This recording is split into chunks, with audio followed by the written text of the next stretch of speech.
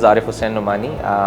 I work for Smile Industries. We're the proud sponsor of the Earth Week at ICRA University. We're talking about green economy today. Sustainability is leapfrogged as the major challenge for not only Pakistan but for countries across the globe. And, well done, ICRA University.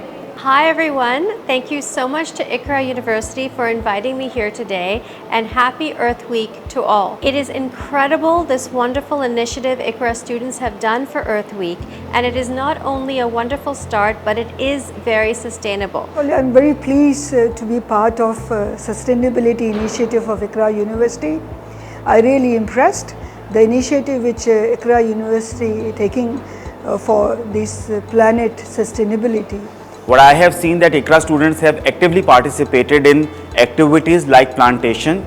They are doing projects that are helping to save water for the country, for ourselves and for our next generation. Similarly, they are celebrating a whole week that is dedicated to raise awareness about sustainable futures and how it impacts our society and how it impacts ourselves. Thank you, ICRA University, for doing all this.